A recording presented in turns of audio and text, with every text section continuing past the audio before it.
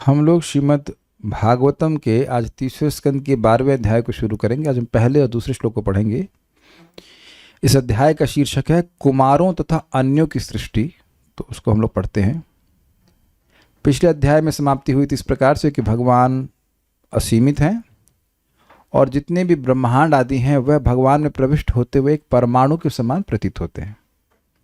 फिर ये भी कहा गया था कि भगवान सभी कारणों के कारण हैं। अब यहाँ पे ब्रह्मा जी के द्वारा जो सृष्टि है उसका वर्णन होगा। मेरे पीछे बोलिए। मैत्रेय उवाच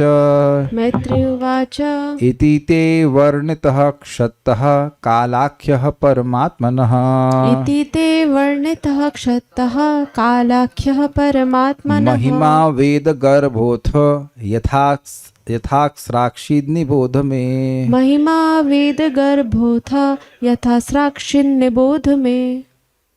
कुछ इको आया था क्या बीच में? नहीं। मैत्रेय उवाच इति ते वर्णितः क्षत्तः कालाख्यः परमात्मनः इति ते वर्णितः क्षत्तः कालाख्यः परमात्मनः महिमा वेद गर्भोऽथ यथास्राक्षी निबोध मे। महिमा वेद गर्भोऽथ यथास्राक्षी निबोध मे। बोलिए। मैत्रेय उवाच इति ते वर्णितः क्षत्तः कालाख्यः परमात्मनः इति ते वर्णितः क्षत्तः कालाख्यः परमात्मनः महिमा वेद गर्भोऽथ यथास्राक्षी निबोध मे। महिमा वेद गर्भोऽथ यथास्राक्षी निबोध मे।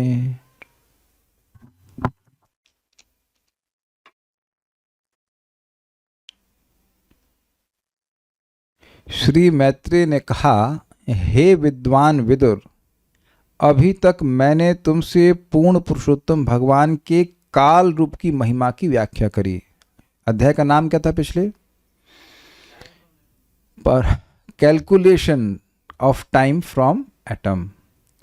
अब तुम मुझसे समस्त वैदिक ज्ञान के आगार ब्रह्मा की सृष्टि के विषय में सुन सकते हो। तो स्पष्ट है, काल के बारे में बताने के बाद अब ब्रह्मा जी कैसे सृष्टि करेंगे बताएंगे। मैत्रेय वाचा है, श्री मैत्रेय ने कहा, हे क्षत्तः अर्थात विदुर जी, परमात्मनः कालाख्य महिमा श्री हरि के नित्य काल नामक प्रभाव विशेष को ते इति वर्णितः तुमसे इस प्रकार मेरे द्वारा कहा गया पिछले अध्याय में। इजी।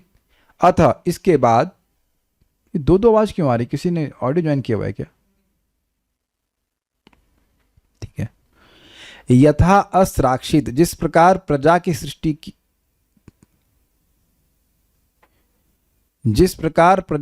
किए उसके प्रकार को कह रहा हूं। कौन कह रहे हैं?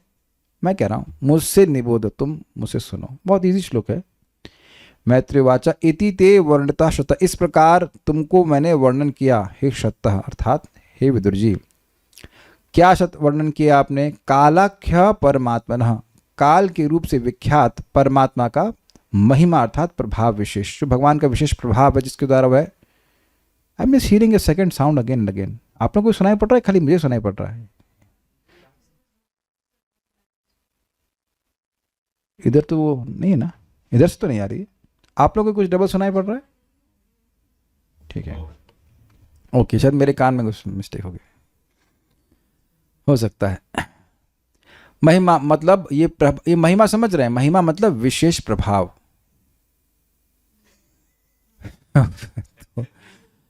विशेष प्रभाव। आपने ये ईयरफोन में तो ज्वाइन नहीं किया हुआ है? Why is like this? क्या मेरे कान कुछ तेज होगा कि जितना दूर में जूम पे सुनाई पड़ रहा है वो भी सुनाई पड़ रहा है? एक मिनट, ठीक है। अब कह रहे हैं अथ वेद गर्भ, अब तुम वेद गर्भ मतलब जिसके पेट में वेद है। कहने का मतलब है जो वेदमय हैं, जिनका सारा वेद का ज्ञान जिनके हृदय में प्रकाशित है। यथा अस्राक्षित जिस प्रकार वे सृष्टि किए, मैं निबोध जैसे मैं बोल रहा हूं आप इसको समझिए। नितराम बोध, बड़े से समझ लीजिएगा, ये बात है। श्लोक तो बहुत इजी है। तो इससे बिल्कुल स्पष्ट है कि ब्रह्मा जी की सृष्टि के बारे में इस अध्याय में कहा जाएगा। ब्रह्मा जी की सृष्टि को क्या कहा जाता है? विसर्ग। Wow, you understood, you remembered. सर्ग भगवान की सृष्टि और विसर्ग ब्रह्मा जी की सृष्टि। 12वें अध्याय में कुमार आदि की मानसिक सृष्टि की समृद्धि होने के कारण 2 शरीरों के संबंध से योनिज मानव सृष्टि का वर्णन किया गया है। मतलब पॉइंट ये कह रहे हैं कि ब्रह्मा जी ने पहले मन से 4 कुमारों को सृष्टि करे, कहे कि बेटा अब तुम संतान उत्पन्न करो। कहते हैं ना, हमें आश्रम ज्वाइन करना है, ब्रह्मचारी आश्रम। वो ब्रह्मचारी रह गए, वो शादी नहीं किए, तो वो अब इससे तो काम बना नहीं। तो फिर वह शत्रुपा और मनु की सृष्टि की, उनको कुछ कहना नहीं पड़ा, वो आगे सृष्टि कर दी, उससे सृष्टि चल ही रही है। ये बात है, ये सार बता रहे, सारार्थ-दर्शनी। इस 12 अध्याय में सनक, मरीचि आदि तथा धर्म और अधर्म आदि के सृष्टा ब्रह्मा सृष्टि की वृद्धि के लिए अपने शरीर से युगल स्त्री और पुरुष को जिस प्रकार उत्पन्न करते हैं उसका वर्णन किया गया है। मरीचि की सृष्टि होगी, अन्यों की सृष्टि होगी, फिर शत्रुपा और मनु की सृष्टि होगी। बात बोल रहे हैं। यहाँ महिमा का तात्पर्य प्रभाव से है, अर्थात परमात्मा का काल नामक प्रभाव विशेष तुम्हें बताया। सिंपल सी बात है। अब हम लोग दूसरे श्लोक को पढ़ने वाले हैं। तो देखिए, ब्रह्मा जी के लिए, ब्रह्मा जी का कार्य क्या है? ब्रह्मा जी के लिए आवश्यक है कि वह अज्ञान की सृष्टि करें। क्यों करें? जब तक हम अपने को देह मानेंगे ही नहीं तो हम भोग कैसे करेंगे? तो इसलिए आवश्यक है कि ब्रह्मा जी अज्ञान की सृष्टि करें। तो इसलिए वह ना चाहते हुए भी अज्ञान की सृष्टि करते हैं। तो 5 प्रकार का अज्ञान है। अज्ञान मूलतः है अपने स्वरूप का ज्ञान, लेकिन उसके 5 पर्व, ये उसके 5 डायमेंशन। यहाँ देखिए वो वाला टैब तो नहीं वो खुला हुआ, जो वो पता है ना कौन सा टैब है वो? नहीं पता इसका मतलब, ठीक है बैठ जाइए, कोई दिक्कत नहीं। नहीं पता आपको, रहने दीजिए, चल जाए काम। तो 5 प्रकार के पर्वों की से युक्त अविद्या की सृष्टि करेंगे। तो क्या आप कहेंगे अविद्या तो माया की शक्ति है? हाँ ठीक है, माया की शक्ति है, लेकिन ब्रह्मा जी के द्वारा प्रकट हो रही है। तो 5 प्रकार का अज्ञान क्या है वो हम समझेंगे। देखिए, इससे पहले ये कहना कि मुझे नाम जप में रुचि नहीं मिल रही है या मुझे कथा में रुचि नहीं मिल रही, व्यक्ति को यह समझना चाहिए कि उसकी बीमारी कितनी डीप है। और इन बीमारियों का वर्णन हम नाम सुनेंगे और आपको ऐसा महसूस होना चाहिए कि आप और मैं इस बीमारी से ग्रसित हैं। जैसे वैद्य के पास जाते हैं तो पूछता क्या तुम्हारे सर में दर्द हो रहा है? तो आप कहेंगे नहीं मेरी टांग में दर्द हो रहा है।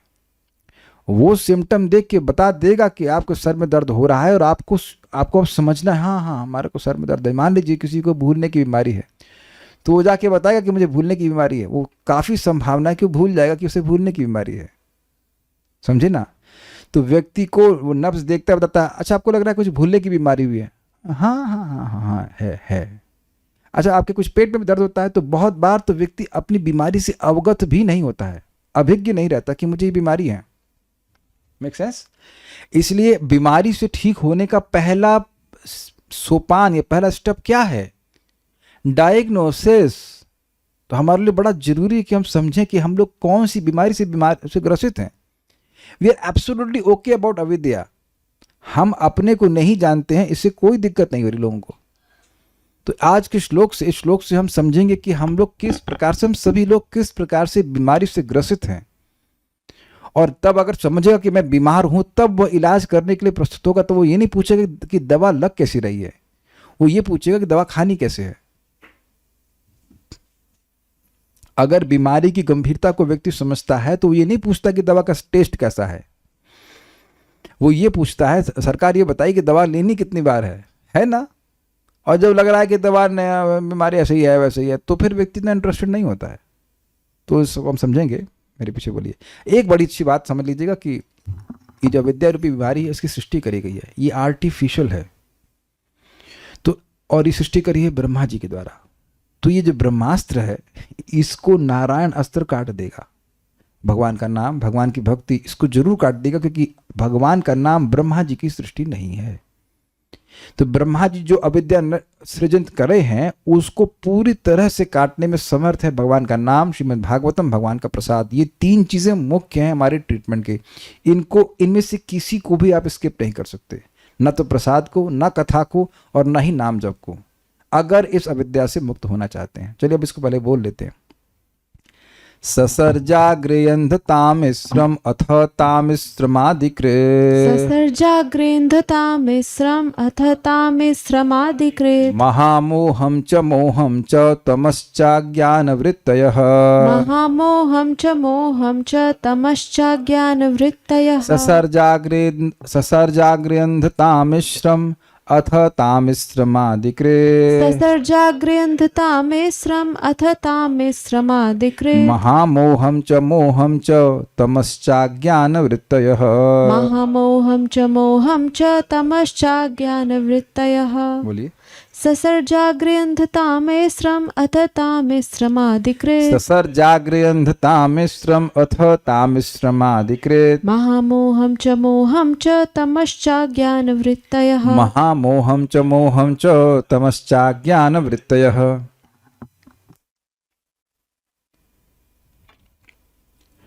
ब्रह्मा ने सर्वप्रथम आत्म प्रवंचना वंचना मतलब धोखा, प्रवंचना मतलब बढ़िया धोखा, और आत्म प्रवंचना मतलब खुद का सेल्फ डिसेप्शन, जो खुद को धोखा मिल रहा है उसकी सृष्टि करी। मृत्यु का भाव, हताशा के बाद क्रोध, मिथ्या स्वामित्व का भाव तथा मोहमय शारीरिक धारणा या अपने असली स्वरूप की विस्मृति जैसी अविद्यापूर्ण वृत्तियों की संरचना की। ऐसे नहीं समझ में आएगा, अब जरा अन्वय देखेंगे तो एक शब्द समझ में आएगा। आदिकृत, आदि सृष्टि करने वाले, प्रजा की सृष्टा ब्रह्मा ने, अग्रे, अग्रे शब्द बड़ा मजबूत है, बढ़िया है, मजबूत नहीं महत्वपूर्ण, सॉरी। अग्रे मतलब पहले, किसके पहले? तो अभी तक हम लोग अग्रे का अर्थ सुनते आए हैं सृष्टि के पहले, लेकिन यहां पे अग्रे का अर्थ सृष्टि के पहले नहीं हो सकता, क्योंकि सृष्टि के बाद तो ब्रह्मा जी सृष्टि हुई है। तत्वों की सृष्टि हुई, उसके बाद ब्रह्मा जी की सृष्टि हुई, तो तत्वों की सृष्टि के पहले अर्थ नहीं होगा अग्रे। अग्रे मतलब अपनी सृष्टि में सबसे पहले। बस जैसे मैं यहां सबसे पहले ओम नमो भगवते वासुदेवाय बोलता हूं, तो क्या मैं सृष्टि के पहले बोल रहा हूं? मैं अपनी क्लास के पहले मंगलाचरण करता हूं। अग्रीड? आप लोग भी ऐसे करेंगे कि सृष्टि के पहले भागवत बोलेंगे? नहीं, अग्रे का यहां पे अर्थ है कि अपनी सृष्टि में सबसे पहले, जब ब्रह्मा जी सृष्टि करना शुरू किए उसमें सबसे पहले। ठीक है, किसी को देह दे दो और उसकी ये भावना ही ना हो कि वह देह है, तो क्या भोगेगा वो?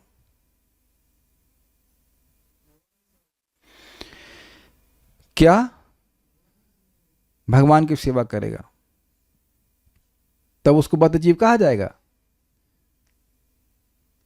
उत्तर को सोच कर दीजिए कि किसके बारे में बात हो रही है। नित्य सिद्धों के बारे में बात नहीं कर रहे हैं, हम बद्ध जीवों के बारे में बात कर रहे हैं। उसको भोगना है भाई, उसको सेवा सना करनी कृष्ण की, तो उसके लिए आवश्यक है कि वह अपने को देह माने। तो इसलिए सबसे पहले क्या करना पड़ेगा? तमह मतलब स्वरूप का अप्रकाश। अब एक एक पॉइंट को रियलाइजेशन के संग समझना है आपको, खाली ऐसे समझ लेना तो मैं ये वो नहीं। जैसे मैं कहूं कि क्या आपको पेट दर्द हो रहा है, तो आप क्या बोलेंगे? अभी ये तो हो रहा है, ये तो नहीं हो रहा है। पेट दर्द एक शब्द है, लेकिन इसका कुछ अर्थ भी तो है। ये अर्थ रियलाइजेशन से युक्त है कि नहीं है? आपको कान में दर्द हो रहा है कुछ, आप कहेंगे हाँ कुछ हो रहा है। आपको भी कान में दर्द हो रहा है? नहीं हो रहा है। तो कान में दर्द अगर बोला जाएगा तो इसके दो उत्तर हो सकते हैं, हो रहा है या नहीं हो रहा है। तो दोनों आप अपने रियलाइजेशन से बोल रहे हैं, विद प्रॉपर अंडरस्टैंडिंग कि कान में दर्द का क्या मतलब होता है। मैं कहूँ दिमाग में दर्द हो रहा है, तो आप हंस रहे, नहीं नहीं हो रहा है, ठीक है। तो इन सब का अर्थ आप समझ रहे हो। अब हम लोग इस प्रकार से इन शब्दों को समझेंगे। प्लीज, ये श्लोक बहुत जबरदस्त है। ये श्लोक आपके मेरे सबके संबंध में है। पहला चीज है तमह। तमह मतलब अंधकार, और उसका अनुवाद किया गया है स्वरूप का अप्रकाश। ये एग्जैक्ट संस्कृत में ही अनुवाद, स्वरूप अप्रकाशम। स्वरूप का अप्रकाश यानी अपने स्वरूप के संबंध में अंधकार होना। ये तमह से समझ में आ रहा है? जैसे यहां लाइट एकदम बंद कर दी जाए, जिसे कहते हैं गुप्त अंधकार, जिसमें कहते हैं कि अपने हाथ को अपना हाथ भी नहीं सुझाई देता। तो क्या उसमें अपना चेहरा आपको दिखता है? नहीं दिखाई पड़ता है। तो इसमें इस समय किस व्यक्ति को अपना स्वरूप प्रकाशित हो रहा है कि आप कौन हैं? आपको पता है आप कौन हैं? आपको पता है? नहीं, आपको नहीं, आपकी सास को पता होगा। आपको पता है? सासू माता को पता है। अच्छा चलो, बच्चे को जरूर बेटा आपको पता है अर्नव आप कौन है? अर्नव नहीं, अरव। आपको पता है आप कौन है? इनको यही पता नहीं बेचारे बच्चे को कि आप स्वयं को जानने का मतलब क्या है। मैं अरब हूं, ये बोल देंगे आप, यही बोलेंगे ना आप अरब हैं। हाँ कोई बात नहीं, जिस अज्ञान में आप हैं उस अज्ञान में सभी लोग हैं, परिवार में सभी लोग एक ही अज्ञान से ग्रसित है। आरती शर्मा माता जी, आप नाम जानती हैं ना अपना? ओके हाँ मैं अपना नाम जानती हूँ। अरे वाह, बड़े वैज्ञानिक है। सब लोग अपना नाम जानते हैं ना, राजेश प्रभु? सब जान रहे हैं। यही तो अज्ञान है, स्वरूप का अप्रकाश। जैसे अभी मैं दोपहर में रेस्ट कर रहा था तो मैं केमिस्ट्री लैब में कुछ एक्सपेरिमेंट कर रहा था, काफी इंपॉर्टेंट काम थे कुछ समझ गए ना कि मैं भागवत बोलता हूँ या कुछ भक्त हूँ, इसका टोटल उस संबंध में अप्रकाश। वहां केमिस्ट्री में टेस्ट ट्यूब फोड़ रहे हैं समझ में आया? जो है उसके बारे में कुछ नहीं पता है। भाई साहब पहले ये बताइए कि समझ में आ रहा है कि नहीं आ रहा है। जैसे भी मैंने भक्तों से मजाक कर रहा हूं तो मैं मजाक ही कर रहा हूं, सबका नाम लेके पूछूंगा आप जानते हैं कौन है? हाँ हम जानते हैं। इसका मतलब है कि आप नहीं जानते, इसका मतलब है कि मैं नहीं जानता, and we are very very all right about it ये है अंधकार। क्या आप आश्चर्य नहीं कर रहे हैं? ये पहला शब्द समझ में आया सबको? यहां समझ लेंगे, आगे इजी हो जाएगा। हम कौन हैं, हम इस संबंध में कुछ नहीं जानते। और जिन भी लोगों के संग हम घूम रहे हैं, इधर उधर जो कुछ भी घूम रहे हैं, उनमें से किसी को भी पता नहीं है कि वो है कौन। तो उम्मीद है कि तमह शब्द का अर्थ समझ में आ गया होगा। अगर समय बचा तो मैं परेशान करूंगा आप लोगों को, पूछूंगा कि इन सब का अर्थ क्या है, तम का अर्थ क्या है, मोह का अर्थ क्या है इत्यादि। समझ में आना चाहिए अपनी बीमारी। तो इतनी बात समझ में आ रही है कि हम लोग इस बीमारी से ग्रसित हैं कि हम ये नहीं जानते कि हम कौन हैं।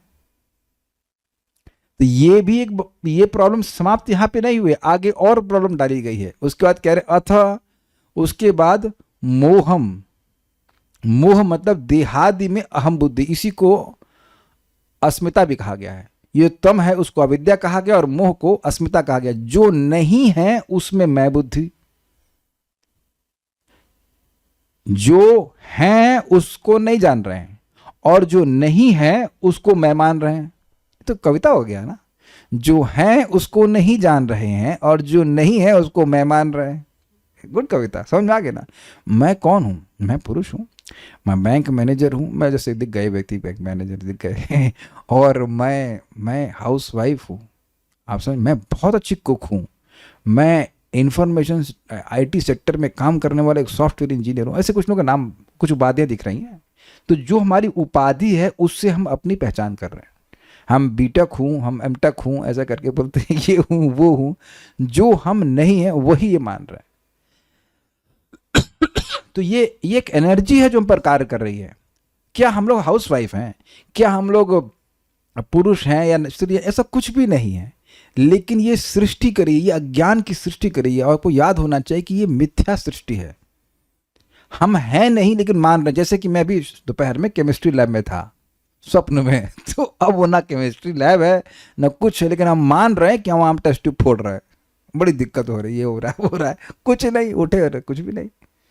इस बात की व्याख्या मैंने कई बार करी तो समझने में कठिनाई नहीं होगी, लेकिन फिर याद रखना है समझते हुए कि हम लोगों में, सभी में ये भावना बहुत रूढ़ है। पहला वाला क्लियर समझ में आया ना कि हम नहीं समझ रहे कि हम कौन हैं, और दूसरा वाला भी दिख रहा है ना कि हम मान रहे हैं कि हम देह हैं। मुझे वैद्य ने कहा भी कि आपको सही होना है तो चावल का पानी और दाल का पानी ही पीना पड़ेगा। तो हम शक्ल को उनको देखे, हमने कहा हमको हमारे स्वभाव को आज तक समझे नहीं आप। मन में बोला, हमने कहा ठीक है कर लेंगे। तो हमने कहा चावल भी खाएंगे और पानी भी पिएंगे, केवल चावल का पानी नहीं पिएंगे, कैसे जिएंगे हम? तुरंत बोला कि कमजोरी नहीं आ जाएगी कमजोरी नहीं आ जाएगी, कैसे रहेंगे बताइए, क्लास कैसे देंगे? तो आप देख रहे ना कि कितना रूढ़ है भावना, है ना भावना कि मैं देह हूं, है ही। क्या करें भाई? कुछ लोग ऐसा सोचेंगे भाई मीठे के बिना कैसे रहेंगे, बाकी लोग कैसे रह रहे हैं। हम किसी पे कोई आक्षेप नहीं कर रहे हैं, हम आपको बता रहे हैं कि ये सब डायग्नोसिस है कि हम देह है। एक वक्त हमको दिख रहा है, खुद तो पकौड़े खाते हैं, जब मैं ट्रीटमेंट ले रहा हूं तो फोटो भेज रहे, देखो मैं पकौड़े समोसे खा रहा हूं, शर्म नहीं आती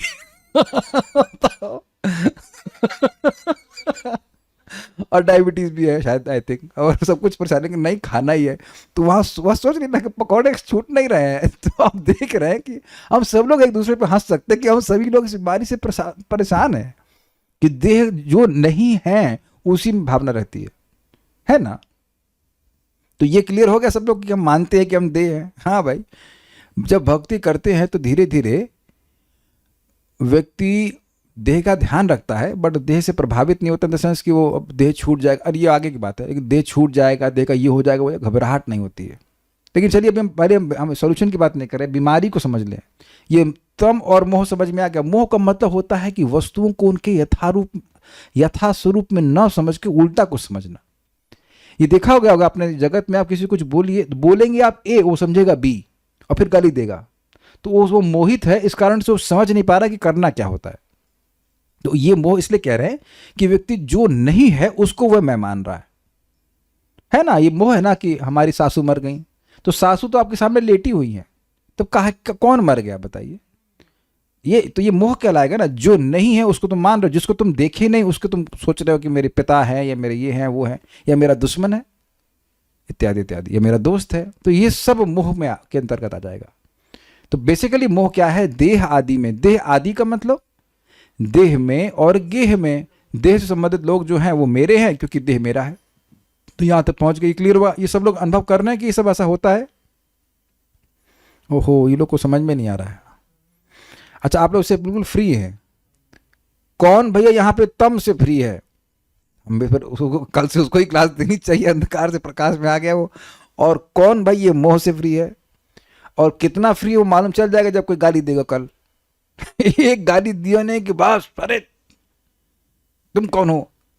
जैसे मुझे इसमें हंसी आई, परम पूज्य राधानाथ महाराज का प्रवचन हम कल सुनने गए, तो वहाँ पे आकर के एक सिक्योरिटी सबको बिठाने लगा, तो मैं भी पीछे खड़ा था। तो मुझे तो नहीं बोला, आगे वाले भक्त को बोला। फिर मेरे मन का एकदम अहंकार मन में बोलने लगा, अरे हम यहाँ 14 साल मैनेजर रह चुके हैं। बोला कुछ नहीं उसको मैं, तो हमको समझा रहे हो। एकदम से मेरा अहंकार टक से आया, उन्होंने कहा तुम मुझे समझा रहा है, ब्रह्मा बन गए ना तुरंत। हमको समझाते हो तुम। मेरे मुँह से सारी बातें मन में आ गई। मैं इतना बोला, ये बताओ कि यहाँ पे बैठना क्यों चाहिए? अब ये प्रश्न उसके लिए बड़ा मुश्किल हो गया कि सिक्योरिटी को ये आज्ञा मिली थी सबको बिठाना है, लेकिन ये नहीं बताएगा कि क्यों बिठाना है। फिर मैंने कहा नहीं छोड़ो सिक्योरिटी, हम ही बैठ जाते हैं, क्या दिक्कत है। उसको वो नया सिक्योरिटी था तो नहीं जानता है ना, एकदम हम कभी उसी स्थान पे मैनेजर रह चुके हैं। हमको समझा रहे हो तुम। ऑब्वियसली जब मैं मैनेजर की पोजीशन पे रहता तो मुझे कुछ नहीं कहता हो, मुझे उसने कुछ कहा भी नहीं, आगे के भक्तों कह रहा था। लेकिन फिर मुझे अपना ज्ञान याद आ गया, अरे भाई भगवान तुम्हारी परीक्षा ले रहे हैं यहाँ पे। गुरुजी सामने बैठे, परीक्षा हो रही तुम्हारी कि तुम कितने अंक पानी में हो। लेकिन रुक जाओ, हम बैठ जाते हैं, हम बैठ के आराम से कथा सुन रहे थे, कोई दिक्कत नहीं। This is fact.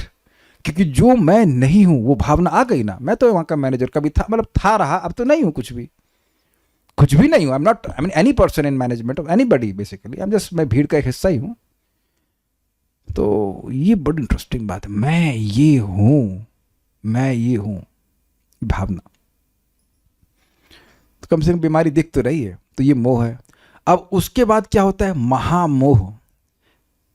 देह नहीं हो लेकिन जब देह ही नहीं हो तो देह को प्राप्त होने वाली वस्तु से तुमको सुख कैसे मिल जाएगा? लेकिन फिर भी भोग इच्छा कि भाई मीठा खाना है, नमकीन खाना है, पकौड़ा खाना है। ये जब तुम देह हो ही नहीं तो तुम्हारे सिस्टम में जा क्या रहा है?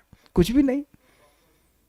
हाँ, पापड़, पॉपकॉर्न, अरे आपको पता नहीं है पॉपकॉर्न हमको भगवान पर कभी कभी बड़ा दुख लगता है कि ये सारी जो वायु बढ़ाने वाली चीज़ें वो हमको पसंद क्यों आ रही हैं। इतनी मुश्किल से मैंने दान दिया कि आप मतलब कल्पना एकदम छाती पे पत्थर रख करके ले जाओ भाई, ले जाओ, क्योंकि सामने रहेगा तो बनाएंगे। दिस इज भोग इच्छा। We want to gratify our senses. वो अलग बात है कि भगवान के में डोबोटेल कर देते, एक अलग बात है। इच्छा तो है ना ये खाने की, वो खाने की। तो ये हो गया महामोह। महामोह का मतलब हो गया राग, जो हम पहले सुन चुके हैं। राग मतलब आसक्ति, यानी कि भोग इच्छा। ये चाहिए, ये खाना है, ये पीना है। अच्छा, यहाँ तक सब लोग साथ में है ना? लोग बीमार है ना यहाँ पे? मतलब ये हम अपना ही बात दे रहे हैं ना, ऐसा कि आप लोग भी सब बड़े हो गए खाने पीने से, है कि नहीं? इच्छा है, जबकि आत्मा को खाने की जरूरत ही नहीं। मैं थोड़ा पानी पी लूँ, वैसे तो आत्मा को पानी की जरूरत नहीं है। लेकिन अब देखिए, चिया सीड मेरे लिए, तो अब वो चिया सीड बोरिंग लग रहे थे, नहीं खाए, 2 महीने से ले लिया। अब चिया सीड में थोड़ा चीनी मिला ली, तो हम प्लानिंग कर रहे हैं अच्छा कल फिर खाएंगे, क्योंकि चिया सीड नहीं पसंद है, चीनी अच्छी लग रही है। फिर वहां और प्लानिंग चल रही है, इसमें क्यों ना थोड़ा रूह अफ़ज़ा मिला दे। मैंने कहा हे भगवान, मेरा मन कितना प्लानर है। और बस कुछ नहीं करना, इसमें चरड़ा मृत मिला तो सब चरड़ा मृत हो गया। See how we justify our भोग इच्छा। कम से कम स्वीकार तो व्यक्ति करे कि भोग इच्छा है। हमने देखा कि न्यूगो की बस में जा रहा था, एक बच्चा था, शायद बोलना भी ना जानता हो, लेकिन अम्मा ने उसकी कोई चिप्स का पैकेट दिया, फट से उसने फाड़ा, मम्मी को देखा भी नहीं, गटापट गटापट खाना शुरू कर दिया। ये है भोग इच्छा का प्रभाव। अरे कम से कम स्वीकार तो अपने करें कि हम हैं इस इच्छा से युक्त। हम तो केवल खाने की बात कर रहे हैं, अन्य की खाना कम से कम डोबिटिल हो जाता है, बाकी इच्छाओं के बारे में हम कह नहीं रहे। लेकिन भक्ति करने से बहुत सी इच्छाएं गायब हो जाती हैं, कि मकान बनाएं, कार खरीदें, ये खरीदें, वो खरीदें, बहुत सारी इच्छाएं गायब हो जाती हैं। खाने की इच्छा तो प्रपात कहते हैं कि लोग स्त्री संघ की इच्छा त्याग देते हैं, लेकिन खाने की इच्छा नहीं त्याग पाते। तो इतना स्ट्रांग इच्छा है। लेकिन I am giving one example कि भोग की इच्छा है। जैसे अब गाड़ी में पेट्रोल डलवाते तो आप तो नहीं कहते हाँ क्या जूस मिला है कुछ नहीं सोचते ना ऐसा। तो ऐसा कुछ भी नहीं सोचते। तो जो लोग मुक्त हैं इस भावना से, उनको प्रभाव नहीं पड़ता। बट हम लोग यहाँ तक बीमार हैं। महामोह है कि नहीं? ठीक है। जब आप भक्ति करने लगते हैं ना, तो क्योंकि अविद्या धीरे धीरे निवृत्त हो रही है, then you begin to develop a sense of distaste for this भोग इच्छा, जो बहुत धरे रहती है मन को। वो धीरे धीरे अपने को लगता है कि इससे कुछ मिल नहीं रहा है, इट्स नॉट वर्थ इट। ये दिखाएगा आपको। ये मैं यहाँ जानबूझ के प्रयास कर रहा हूँ, समय दे रहा हूँ कि समझें कि क्या बीमारी थी और वो बीमारी क्या धीरे धीरे ठीक हो रही है कि नहीं। ये बात समझ पा रहे हैं मेरी बात?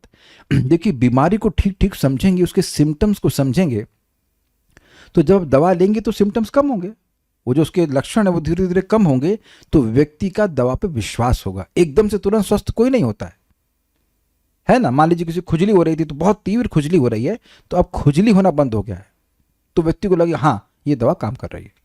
इसीलिए लक्षणों पर मैं इतना विचार करवा रहा हूँ। थोड़ा मजाक जरूर कर रहा हूँ, लेकिन लक्षण बहुत गंभीर हैं।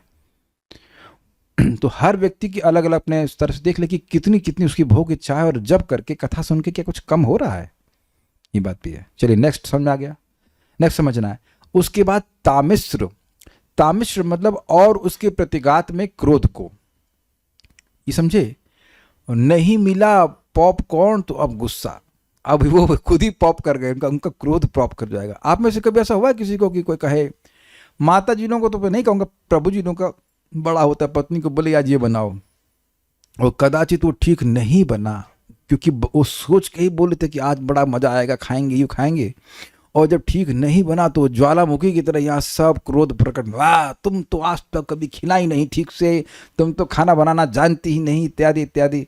ये हम ऐसे बोल रहे हैं, ऐसे कभी सुना भी है माता? हाँ अच्छा, सब समर्थन कर रहे हैं कि ऐसा हो जाता है, पता नहीं कौन से सीख के आई हो, इत्यादि इत्यादि। तो तुम सिखाए हो तो आप जान, और खुद बनाओ जरा, चाय भी बना, चाय तो नहीं सॉरी, मतलब अगर कुछ दूध भी उबाल लें तो बहुत बड़ी बात है।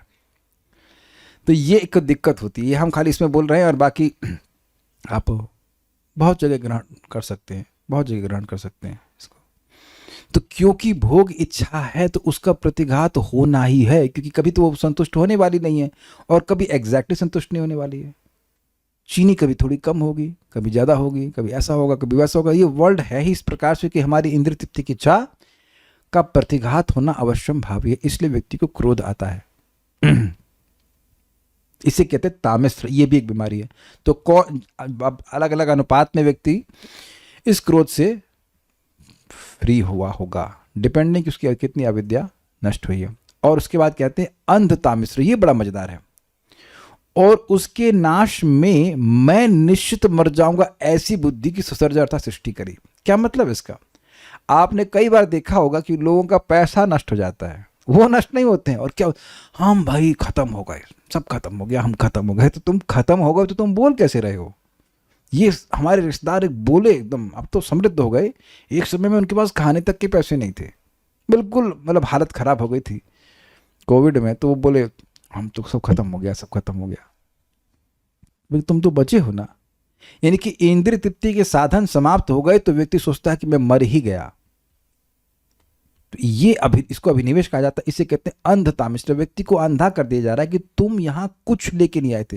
एक अगर महाराज की लैंग्वेज यूज करूँ, महाराज के, एक आदमी चड्डी पहन के भी नहीं आता नॉट एक कपड़ा भी तुम पहन कर नहीं आए, तुम लेके क्या आए जो तुम्हारा सब समाप्त हो गया। तुम कहते हो कि तुम्हारा सब समाप्त हो गया, तो तुम्हारा क्या था जो समाप्त हो गया? तो ये विवेक व्यक्ति का नहीं रहता, ये अंधा कर दे रहा है ना उसको। ये ध्यान दीजिएगा कि जितना व्यक्ति इंद्रिय तृप्ति में लिप्त रहेगा उतना ही ये और अंधकार बना रहेगा कि ये सब समाप्त हो जाएगा तो मैं जीऊंगा कैसे। ये बात है। इन सब की सृष्टि करी और ये सभी अज्ञान वृत्तियां, अविद्या की वृत्ति हैं। तो नाम कुछ याद हो रहे हैं? तमह, मोह, महामोह, तामिश्रम, अंध तामिश्रम। कुछ कुछ बोलिए फिर से साथ में मेरे। तमह, मोह, महामोह, तामिश्रम, अंध तामिश्रम। तो देखिए टीका कैसे बताई जाएगी, समझ लीजिए।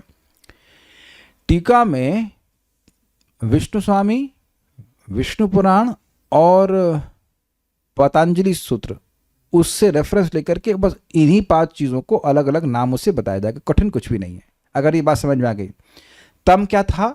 स्वरूप का अप्रकाश, मतलब नहीं जानना कि मैं कौन हूँ। मोह मतलब मैं जो नहीं हूँ उसमें ये बुद्धि कि मैं ये हूँ, अर्थात देह में। और इसका क्या है? महामोह मतलब भोग की इच्छा। तामिश्र मतलब जब भोग की इच्छा पूर्ण ना हो तो क्रोधित हो जाना। और अंध तामिश्र मतलब भोग नहीं मिले तो अब मैं मर ही जाऊंगा, खत्म हो जाऊंगा। कौन खत्म हो जाएगा?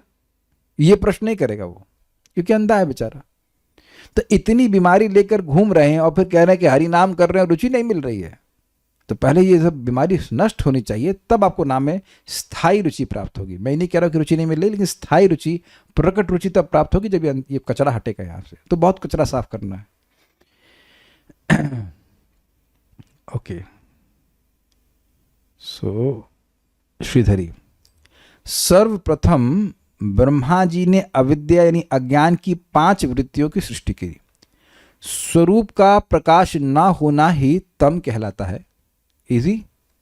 देह आदि में होने वाली आत्मत्व की बुद्धि को ही मोह कहते हैं, मतलब अपने को मानना कि मैं देह हूं। भोगों की इच्छा को महामोह कहते हैं। भोग की प्राप्ति में किसी के द्वारा बाधा डाले जाने पर जो क्रोध उत्पन्न होता है उसको तामिश्र कहते हैं। भोग का नाश हो जाने पर यह सोचना कि अरे मैं ही नष्ट हो गया, इसी को अंध तामिश्र कहते हैं। तुम्हारे भोग नष्ट हुए हैं, तुम नष्ट नहीं हुए हो।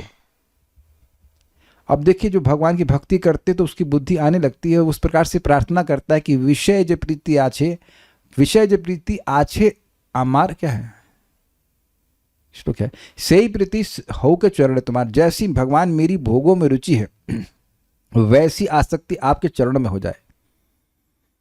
मतलब सहज आसक्ति जो है, इस तरह की प्रार्थना करने लगता है। मतलब वह अपने अज्ञान को जस्टिफाई नहीं करता कि भैया ये तो भोगेंगे ही हम, जब भगवान ने दिया है तो भोगेंगे। बोलते हैं ऐसा, सब बोलते हैं नहीं, भगवान ने तुमको भोगने के लिए नहीं दिया है। That's a different wrong conception। यहाँ देखिए चार्ट दिखा गया है, उसको समझ लीजिएगा। आगे शब्द आएंगे तो आप इसको वहां समझ लेना, लेकिन समझ लीजिए इस बात को। तम मतलब अविद्या। पतंजलि इन्हीं 5 शब्दों को, 5 बातों को ऐसे बोलते हैं: अविद्या, अस्मिता, राग, द्वेष, अभिनिवेश। तो तम का मतलब अविद्या भी होता है और उसका मतलब है स्वरूप का प्रकाशन नहीं होना, नहीं समझ में आना कि मैं कौन हूं, मेरा भगवान से क्या संबंध है। मैं रिपीट कर रहा हूं ताकि बातें आप लोग के मन में छप जाएं। मोह मतलब अस्मिता यानी देह आदि में आत्मबुद्धि। महामोह मतलब राग, राग मतलब आसक्ति अर्थात भोगों की इच्छा, एब्सोल्यूट अटैचमेंट। ये चाहिए, ये जगत में आप देखते हैं किसी को मोबाइल चाहिए और वो एक विशेष रूप से चाहिए तो वो चाहिए ही। कोई व्यक्ति स्त्री में आसक्त तो वो स्त्री ही चाहिए और नहीं चाहिए कोई। देवताओं में भी देखा गया है इस प्रकार की आसक्ति के कारण ही तो इंद्र क्या क्या नहीं कर बैठते हैं, है कि नहीं। तो ऐसा नहीं कि केवल मनुष्यों में, हर जगह इस प्रकार की आसक्ति है। तामिश्र मतलब द्वेष यानी घृणा, भोगों की प्राप्ति में बाधा पड़ने पर उत्पन्न होने वाला क्रोध, ठीक है। और अंध तामिश्र मतलब अभिनिवेश मतलब एब्जॉर्प्शन, भोग का नाश हो जाने पर यह सोचना कि अरे मैं ही नष्ट हो गया, एक प्रकार का भय हुआ है, ठीक है। इसी बात को श्री विष्णु पुराण में कहा गया है। क्या कहा गया? तमो विवेक मोह स्याद अंतःकरणा विभ्रमः महामोहस्तु विज्ञेयो ग्राम्य भोग सुहेषणा मरणम ही अंध तामिश्रम तामिश्रः क्रोध उच्यते अविद्या पंच परवैशा प्रादुर्भूता महात्मनः। विवेक के अभाव को ही तमस कहते हैं। तो अब आप कहोगे विवेक के अभाव को तमस क्यों कहते हैं? भाई अगर मैं पूछूं कि ये क्या है तो मैं कहूँगा मेरी नाक है, मेरा कान है, मेरी आँख है, इत्यादि इत्यादि। तो ये विवेक होना चाहिए कि तुम बोल क्या रहे हो। तुम बोल रहे हो कि ये मेरा है, तो कौन हो तुम? मैं हूं। आप बोल रहे हैं मेरी नाक, तो फिर मैं तो मैं नाक नहीं हूं ना। आप ही नहीं, मैं नाक, मैं आंख, मैं कान, ये तुम नहीं बोल रहे ना। हम यह बोल रहे हैं कि ये मेरा है, तो किसका है? आपका ये बच्चा है कि आप ही बच्चा है? क्या नाम कहता हूं?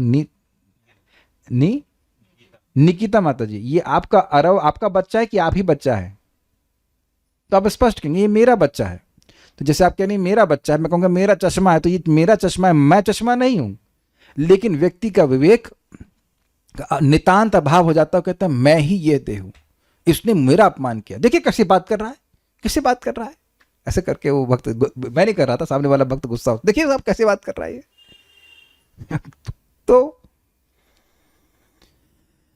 तो वो एक्सपेंशन हो जाता है, यहां पे विवेक का अभाव हो जाता है कि मैं देह हूं ही नहीं। ये इसे तमस कह रहे हैं। अंतःकरण में होने वाले भ्रम को मोह कहते हैं। जब ये समझ नहीं पाए कि हम देह नहीं हैं, तो जो देह नहीं है उसी में आत्मबुद्धि हो जाती है, तो ये भ्रम हो जाता है कि मैं देह हूं। ये भ्रम है ना। ग्राम्य सुखों तथा ग्राम्य भोगों को प्राप्त करने की इच्छा को महामोह कहते हैं। अब एक बड़ी मजेदार बात है कि जरूरी नहीं है कि कोई सेब खा रहा हो तो उसको सेब खाने की इच्छा हो। कैच किया आपने? नहीं, टाइम पास नहीं, मतलब शरीर को पोषण करने के लिए, शरीर को चलाने के लिए व्यक्ति ग्रहण कर रहा है, तो आप ये नहीं कह सकते उसकी भोग की इच्छा है। तुरंत आप जज नहीं कर सकते हैं। लेकिन हम अपनी बात नहीं कर रहे। तो जो लोग रियलाइज थे, उनकी बात कर रहा हूं। वो जान रहे इंद्रियां अपने इंद्रिय विषयों से संपर्क कर रही, मेरा इसमें कुछ भी नहीं है। मैं अपनी बात नहीं कर रहा हूं, जो लोग सेल्फ रियलाइज में, उनकी बात कर रहा हूं। तो यहां लोग भोग की इच्छा से ही कुछ ग्रहण करते हैं। हम लोग से फायदा यह है कि भगवान को अर्पण कर देते हैं, तो वो भगवान शुद्ध करते हैं, तो धीरे धीरे हम लोग भी शुद्ध हो जाते हैं। लेकिन वी कैन नॉट डिनाई कि we have a desire to gratify our senses. अपनी जीव को संतुष्ट करने की इच्छा बहुत ज्यादा है, किसी की कम है, किसी की ज्यादा है, लेकिन ज्यादा है इच्छा। तो हम खाली बात कर रहे हैं कि ग्राम्य सुखों का मतलब एक आहार, निद्रा, नहीं नहीं नहीं नहीं नहीं, देखना, छूना, टच, ये सब जो ज्ञान इंद्रियों के विषय हैं, इन सबको ग्रहण करना ग्राम्य तरीके से, भगवान के प्रसाद ग्रहण करना वास्तविक रूप से इंद्रिय तृप्ति नहीं है। यद्यपि इंद्रियों को सुख मिल जाता है, लेकिन अब जो गोलगप्पे खा रहा है दुनिया में और अन्य चीज़ें ग्रहण कर रहा है, उसे ग्राम्य सुख कहेंगे। दुनिया की बातें सुनना, ये सब ग्राम्य सुख कहला जाएगा। इसको महामोह कहते हैं।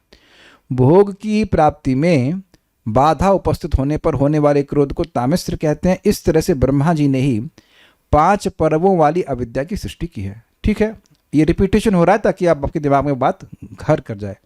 पातंजल योग दर्शन में भी कहा क्या है?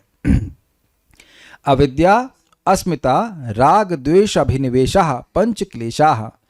क्लेश को क्या अर्थ होता है? क्लेश मतलब दुख देने वाले।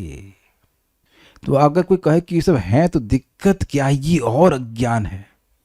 कुछ लोगों को बोलो कि आप अपने को नहीं जानते तो फर्क क्या पड़ता है? अरे भाई, जब आप अपने स्वरूप में स्थित होते हैं तो भगवान की सेवा करते हैं तो असीमित सुख मिल रहा है। भाई साहब, ये हमारे असीमित सुख को ब्लॉक किए हुए हैं, इसलिए इनको क्लेश कहा जा रहा है। Does that make sense? क्लेश नहीं समझ में आ रहा तो कलेश तो समझ में आ रहा है ना। घर में कलेश होता है कि नहीं? कलेश में दुख मिलता है, वही इस क्लेश का ही थोड़ा अपभ्रंश होकर के कलेश आ गया है। कुछ समझ रहे ना बात? तो वो दुख देता है। ये क्लेश है, ये कठिनाइयां हैं, ये दुख देने वाली चीजें हैं। अपने स्वरूप को नहीं जानना, ये दुख देने की बात है। और जो मैं नहीं उसको मैं मानना, ये दुख देता है। ये ग्राम्य सुख जो है, ये इसकी इच्छा, ये ही दुख है और कोई दुख नहीं है। अशांतस्य ही कुतः सुखम, अशांतस्य सर्वत्र दुखम। अगर कहा जाए जो व्यक्ति अशांत है, उसको ये चाहिए, उसको वो चाहिए, कहीं चैन नहीं पड़ता उसको। ये एक बार दिख जाए ना तो बड़ा सही में प्रचार करने का मन करता है, क्योंकि जो लोग के पास बड़े पैसे भी है, भक्ति नहीं कर रहे तो उन्हें कहीं चैन नहीं है, कहीं चैन नहीं, कितना भी वो इकट्ठा कर लें। तो ये सब क्लेश हैं।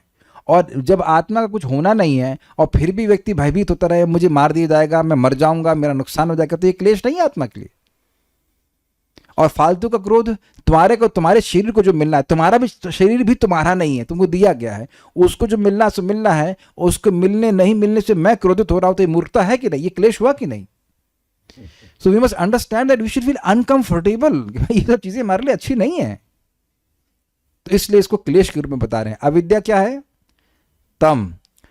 अस्मिता क्या है? मोह। राग क्या है? महामोह। द्वेष क्या है? तामिश्र। और अभिनिवेश है अंध तामिश्र। ठीक है, अब सारा अर्थ दर्शनी पढ़ेंगे, वो भी मोटा मोटी ऐसा ही है ताकि दिमाग में छप जाए बात, बस छापने के लिए बोल रहे हैं। ये एकदम याद रहना चाहिए कि ये बीमारियां हैं। अविद्या की वृत्तियां पहले से ही वर्तमान थी, बड़ा अच्छा पॉइंट है, लेकिन सृष्टि के प्रारंभ में ब्रह्मा से तमः आदि के रूप में प्रकट हुई। क्या मतलब हुआ? मतलब ये हुआ कि अविद्या ब्रह्मा जी की एनर्जी नहीं है, अविद्या भगवान की एनर्जी, उसका उपयोग करके मिथ्या सृष्टि कर रहे हैं ब्रह्मा जी। जैसे कि अब आप लोग गेहूं को अपने देह से नहीं प्रकट करते हैं, है ना, गेहूं का उपयोग करके आटा बनाना और आटे से सारी सृष्टि कर देते हैं, वो बात कहते हैं। यहां यह कहा गया है ससर्ज आदि के द्वारा, इस श्लोक के द्वारा। इसमें तमः का अर्थ है जीव के वास्तविक स्वरूप का अप्रकाश। जीव है वास्तविक रूप से क्या? कृष्ण का सेवक। वो ये बात नहीं पता रहती, तो दुनिया में लोगों की सेवा करता है। मोह अर्थात देह में अहम बुद्धि का आरोप। आरोप समझते हैं? एलिगेशन, तुम ये देह हो, या मैं, खुद ही आरोप लगा रहे हैं, मैं ये देह हूं। ये आरोप हम खुद ही लगाते रहे। लैंग्वेज हमको अच्छी लगी। महामोह मतलब भोग्य पदार्थ में ममत्व का आरोप। ये मेरे हैं, ये मेरे हैं, ये सारे पेड़े मेरे। दीज पेड़ाज आर ऑल माइन, और बाकी जो नमकीन वो तुम ले लो। आप देखो कि जब फीस्ट होता है तो सारी वस्तुएं ऐसी होती, आंख से दिखता है सब मेरा है, सब मैं खाऊंगा, ऐसे करके भावना आती है। तो ये आरोप लगा रहा है तुम्हारा कुछ भी नहीं है, लेकिन फिर भी आरोप लगा, नहीं ये मेरा है, ये मेरा है, तुम मेरे हो, ये लड्डू मेरा है, ये पेड़ा मेरा है, सब कुछ मेरा, ऐसे करके आरोप लगाना। हमको लैंग्वेज बड़ी अच्छी लगी। तो कोई क्या कह रहे पागल हो गए हो क्या? तो इसी को महामोह कहा जाएगा। तो मोह में हो क्या? ये तुम्हारा वस्तु है, तुम रखे हो, तुम बनाए हो। नहीं नहीं नहीं, फिर भी मेरा है, मेरा है।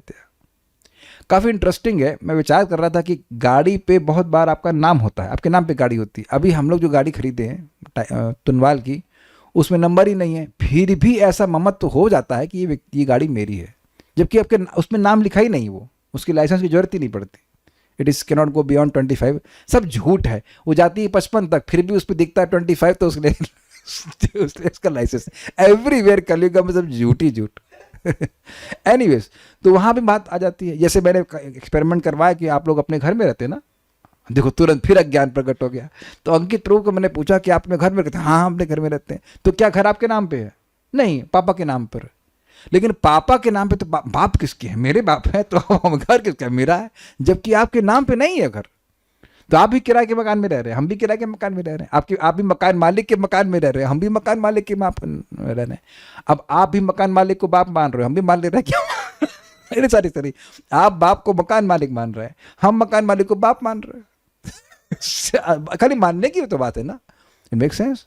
और कभी कभी बाप ही घर से लड़के को निकाल देता है, तो मकान मालिक ने घर से निकाल दिया। अगर मान लीजिए किसी को, तो कहा हाँ ठीक है, बाप ने निकाल दिया, जहां जाएंगे उसी को बाप बना लें। क्या दिक्कत है? यही बाप है, रख रहे। Ultimately Krishna is protector. तो पॉइंट है, व्यक्ति इस प्रकार से ममत्व का आरोप करता है। जो भी चीज उसके पास आएगी वो उसके मन में ममत्व बढ़ाती है। इसीलिए साधु लोग चाहे किसी भी आश्रम में हो, वो कम रखते हैं, जो आवश्यक बस उतना ही रखते हैं, नहीं तो ये ममत्व बढ़ता ही है। ये मेरा है, ये मेरा है, ये मेरा है इत्यादि। तामिश्र भोग में बाधा आने पर अंतःकरण के धर्म स्वरूप क्रोध का, ये मजेदार डेफिनेशन है। धर्म स्वरूप क्रोध का स्वीकार, ये क्या मतलब है? धर्म का मतलब होता है किसी भी वस्तु का वह गुण जो आप उससे अलग नहीं कर सकते। तो अब होता क्या है कि जब हमारे भोग में बाधा पड़ती है, तो ऐसा हो ही नहीं सकता कि हमें क्रोध ना आए। ये हमारे अंतःकरण का धर्म ही है कि क्रोधित हो जाएंगे।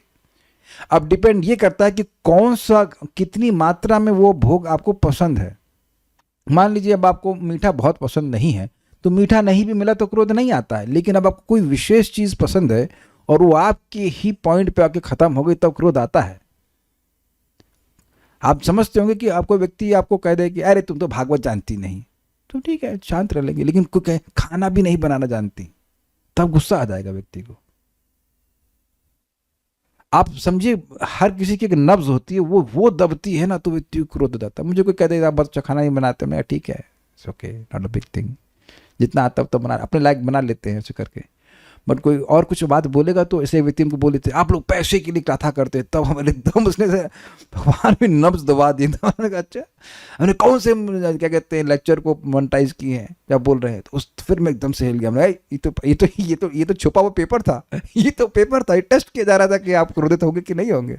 उसको सामने वाले को क्या अकल है, बट जस्ट आप अच्छा ये बात से सब लोग स्वीकार करते हो कि there are certain things which really make you angry. ओहो, ये सब लोग आत्म साक्षात्कारी हैं।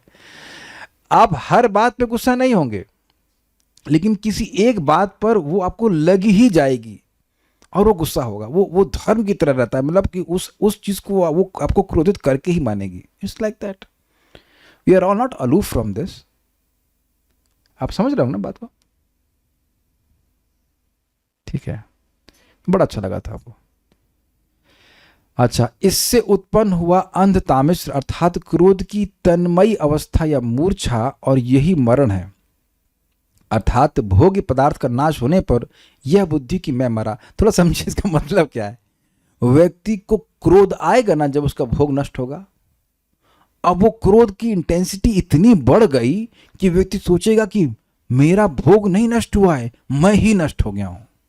वो क्रोध में ही है ना, मान लीजिए किसी का पैसा छीन लिया जाए तो उसका वो इंद्रिय तृप्ति का साधन था, वो छीन लिया गया ना, तो उसको क्रोध तो आया, कर कुछ नहीं पाया, तो अब इतना क्रोधित हो गया, इतना क्रोधित हो गया, इतना एब्जॉर्ब हो गया उस क्रोध में कि वो क्या भाई अब तुम खत्म हो गए, अब हमको जीएंगे ही नहीं। बहुत से लोग जैसे स्पेशली लड़के लड़की के चक्कर पड़ते हैं तो किसी लड़की में आसक्त हो जाता है, लड़की उसको छोड़ के चली जाती है या नहीं शादी करती जो कुछ, तो उसको क्रोध आता है और फिर वो इतना क्रोधित हो जाते हैं कि लोग आत्महत्या करते हैं। क्या हम गलत बोल रहे हैं? तो कितने सारे केस बन रहे हैं।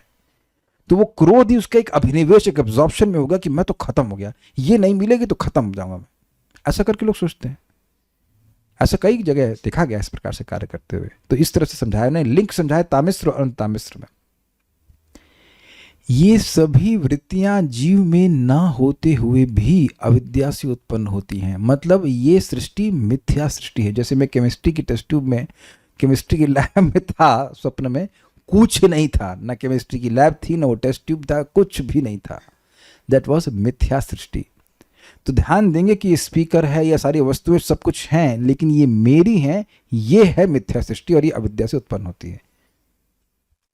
तो इसका सही सॉल्यूशन क्या है? व्यक्ति यह देखे कि वस्तुएं मेरी नहीं हैं, भगवान श्री कृष्ण की हैं और उनकी सेवा के निमित्त हैं। अगर ये बुद्धि का निर्माण हो गया तो उसका अविद्या क्रमशः नष्ट होने लग जाएगी। ये शरीर भी भगवान की सेवा के निमित्त है।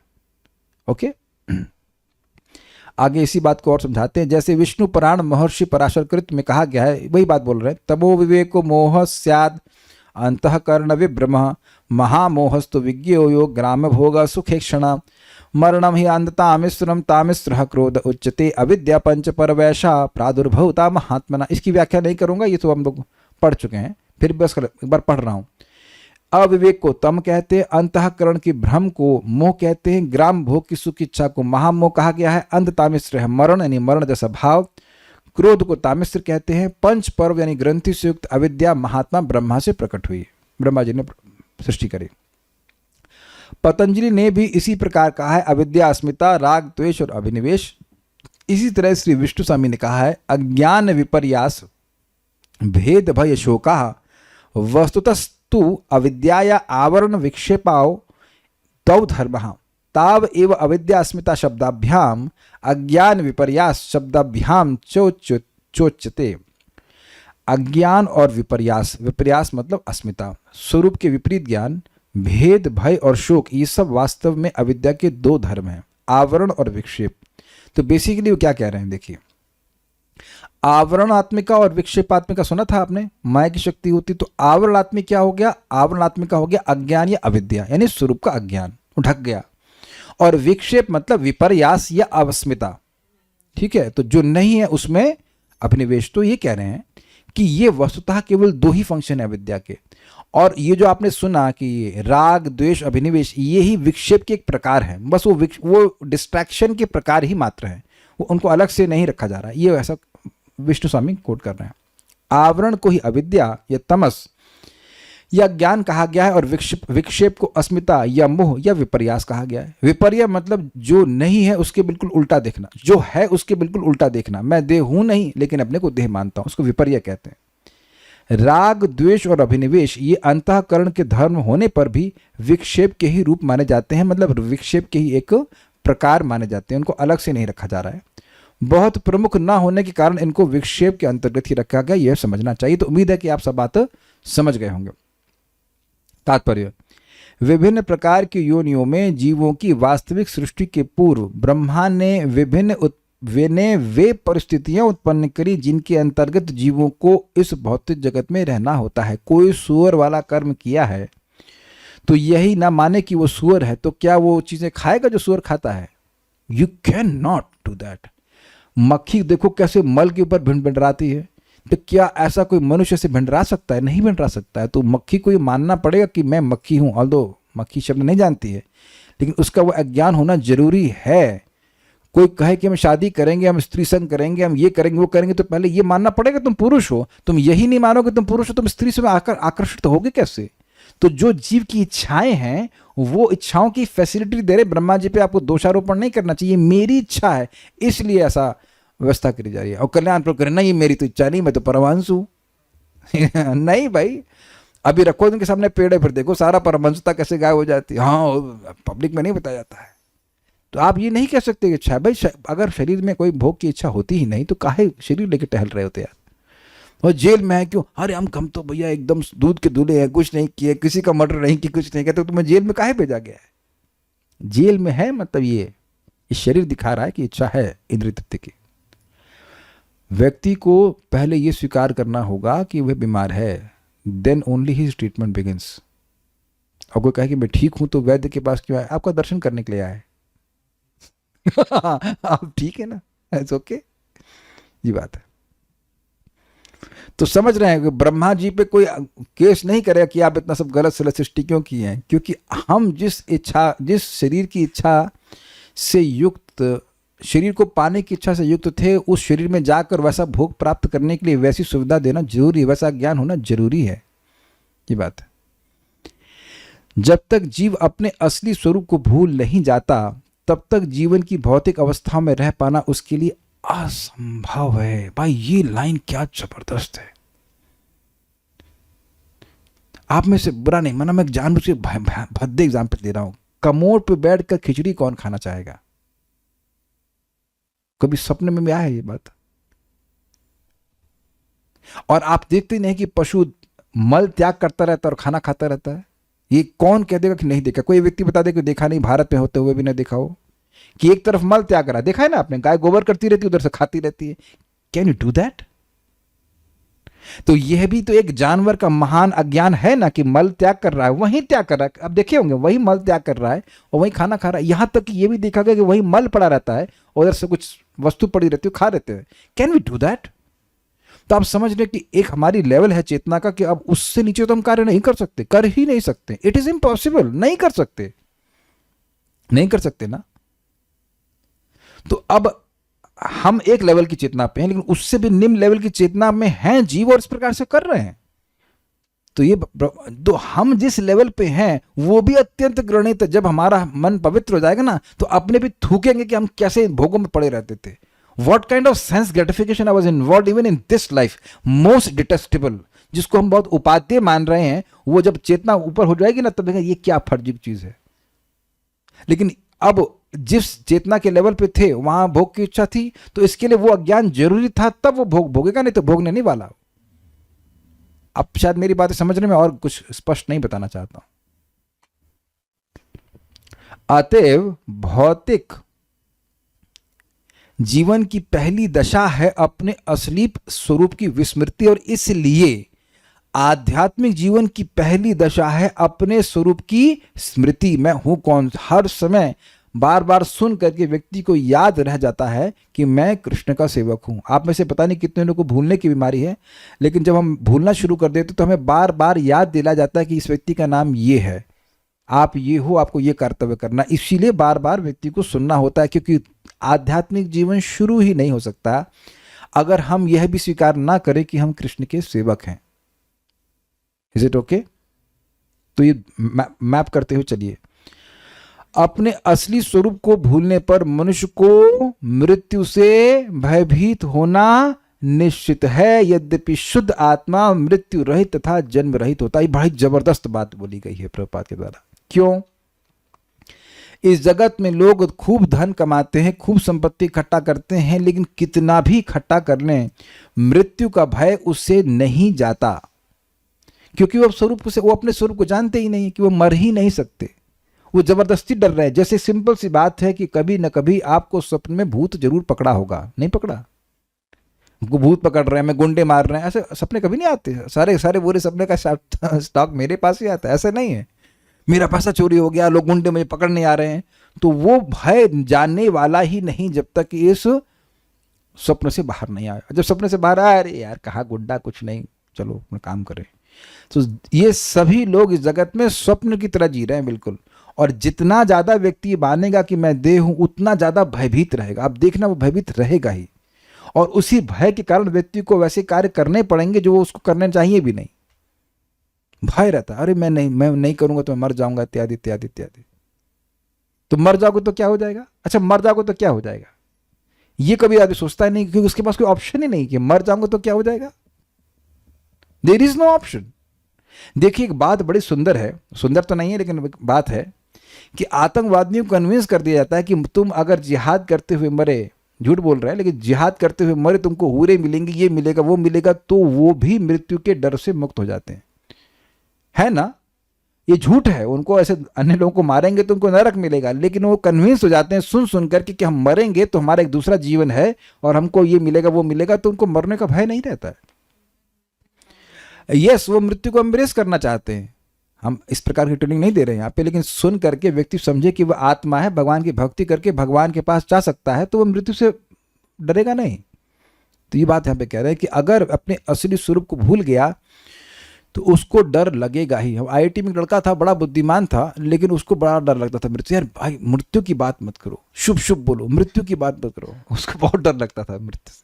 ऐसे वो IAS भी क्वालिफाई कर लिया, सब कुछ कर लिया, लेकिन ये डर उसके मन से जाता नहीं। तो ये बहुत बड़ा सूत्र है कि हम कितना भी भौतिक रूप से प्रगति कर लें, इस मृत्यु की बात को सुन के ही लोगों को डर लगता है। मरने का नाम ना लो, मरना बुरी बला है, क्योंकि कोई सोल्यूशन ही नहीं है। कितना पैसा भी इकट्ठा कर ले, कुछ कर ली, मरना ही पड़ेगा, और जब मरना है तो आज ही मरना पड़ेगा। ये बात है।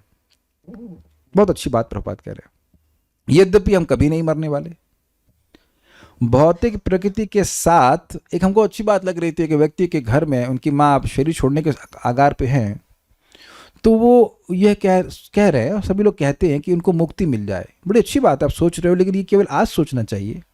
जब व्यक्ति मरने वाला है तब सोचना चाहिए कि उसे मुक्ति मिल जाए। मुक्ति समझ रहे हैं? मुक्ति मतलब जन्म मृत्यु के चक्र से मुक्ति, न केवल इस देह से मुक्ति। देह से तो मुक्ति मिल ही रही है, आपको नहीं मिल रही है। बचपन का देह से मुक्त हो गया ना, ये ऐसे पैदा हुए थे अरब। वो देह कहाँ गया? जिसको जन्म आप दी थी वो कहाँ गया? बच्चा इसी को जन्म दी थी। आप कहेंगे हाँ, इसको तो ऐसे तो नहीं दिया, जन्म लिया था। बच्चा इतने साइज का होता है, वो कितना बड़ा हो गया? अभी काफी बड़ा हो गया, इज इट नॉट? तो अब काफी बड़ा साइज हो गया, तो वो साइज तो गायब ना। तो उस देह से मुक्ति तो मिल ही रही है ना सबको। दोबारा देह ना मिले, अब बात सोचिए, बड़ी गंभीर बात है। तुम मरने के समय सोच रहे हो कि मुक्ति मिल जाए, अरे जैसे ही जन्म लिया तब से सोचना चाहिए कि मुक्ति मिल जाए, तब ना मुक्ति मिलती है। या ऐसे ही बस मरते समय कुछ अनलेस समबडी चैंट्स हरे कृष्णा, ऐसे मुक्ति मिल जाएगी? हवा में है क्या? हलवा है क्या? विचार कीजिएगा। तो लोग बड़ा घबराते हैं। भौतिक प्रकृति के साथ यह झूठी पहचान उन वस्तुओं के मिथ्या स्वामित्व का कारण है जो श्रेष्ठ नियंत्रण की व्यवस्था द्वारा प्रदत्त होती है। समझिए यह बात, बड़ी मजेदार बात प्रभुपाद कहते हैं। चीजें हमें अपने कर्मानुसार दी जा रही हैं। जो हम पहले कर्म किए हैं उसके अनुसार भगवान की व्यवस्था से हमको मिलता है। कभी सोचिए नहीं कि खड़ूस पति आपको ही क्यों मिला, सबको तो नहीं मिला, या खड़ूस पत्नी, मतलब बोथ वेज ना। तो क्यों? पहले हमने कुछ ऐसा कर्म किया इसलिए से मिल रहा है। लेकिन ये और घर परिवार, ये नाक, वो नाक का साइज कैसा है आपका, ये चेहरा, आंखें और बीमारी, ये जो कुछ भी है, ये देखना चाहिए कि ये हमें गिफ्ट दिए जा रहे हैं। We have paid for them, और ये गिफ्ट मिल रहा है। और जब दिए जा रहे हैं तो तुरंत भावना हो जाती है ये मेरा है, ये मेरा है, ये मेरा है, ये मेरा है ना। जैसे अमेजोन से एक ईयरफोन आया, तो जैसे जब तक नहीं आया तब तक अमेजोन का है, और जैसे मेरे पास आया, मेरा है, मेरा है, मेरा है, मेरा है। ऑल्दो तो भक्त लोग क्या सोचते हैं, ये मेरे पास आए ताकि भगवान की सेवा के निमित्त तुम इसमें कथा सुन सकते हैं, कीर्तन सुन सकते हैं, इसलिए तो आप फ्री रहोगे। लेकिन अगर भोग भावना है तो भावना आ ही जाएगी कि मेरा, और आपका अगर भावना है तो जब छीना जाएगा तो दुख लगेगा, दुख लगना ही है। कुछ भूलने वाला था बहुत अच्छा, लेकिन अब भूल गया। एनीवेज, ठीक है। जीव को समस्त भौतिक संसाधन इसलिए प्रदान किए जाते हैं कि वह शांति पूर्वक रह सके और बद्ध जीवन में आत्म साक्षात्कार के कर्तव्यों को निभा सके। बड़ा सुंदर प्रभुपाद बता रहे हैं। तो क्या प्रॉपर अंडरस्टैंडिंग है? वस्तु मेरी एक भी नहीं है, पॉइंट नंबर 1। वो मुझे दी गई हैं ताकि शांति पूर्वक रह सको। सोचिए कि अब हम लोग को हाथ नहीं दिया गया होता तो भोजन कैसे खाते? गाय की तरह। हम लोगों को जितनी सुविधा दी जा रही है भोजन आदि की, उतना जानवरों को नहीं दी जा रही। तो काहे दी जा रही है? ताकि शांति से बैठो रजगुणी मनुष्यों, शांति से बैठो और हरि नाम जप करो, भागवत सुनो। इसीलिए नहीं कि और अशांत हो जाओ। इस जगत में चाहे स्त्री हो चाहे पुरुष हो, पैसा होने से उसकी कोई एक विशेष बीमारी नहीं होगी ऐसी कोई गारंटी नहीं है, और वो ठीक हो जाएगा ऐसी भी कोई गारंटी नहीं है। I hope it is very clear.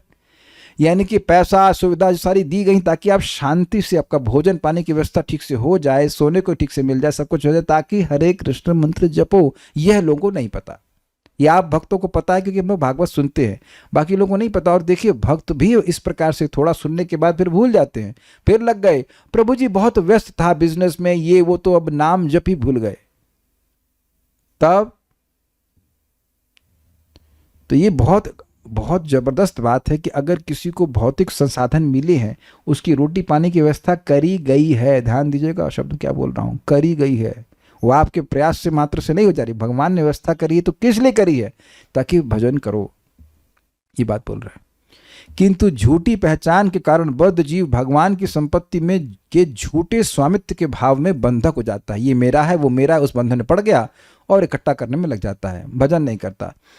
इस श्लोक से यह स्पष्ट है कि स्वयं ब्रह्मा परमेश्वर की सृष्टि हैं और भौतिक जगत की 5 प्रकार की अविद्याएं जो जीवों को बद्ध बनाती हैं वे ब्रह्मा की सृष्टियां हैं। तो बिल्कुल स्पष्ट है। यह सोचना नितांत हास्यास्पद है कि जीव परम पुरुष के तुल्य है, जबकि वह यह समझ सकता है कि बद्ध जीव ब्रह्मा की जादुई छड़ी के वश में है। ये जादू की छड़ी देखिए आपने, तो जादू की छड़ी किस रूप में कार्य कर रही है? तम, मोह, महामोह, तामिश्र, अंध तामिश्र, इस प्रकार का ये जादू फैला के रखा हुआ है जिसमें जीव मोहित है। पतंजलि भी यह स्वीकार करते हैं कि अविद्या 5 प्रकार की, जिनका यहाँ पर उल्लेख हुआ है, उसको व्याख्या आप सुन चुके हैं। अविद्या, अस्मिता, राग, द्वेष, अभिनिवेश। तो ये बात हमें यहाँ तक हुई।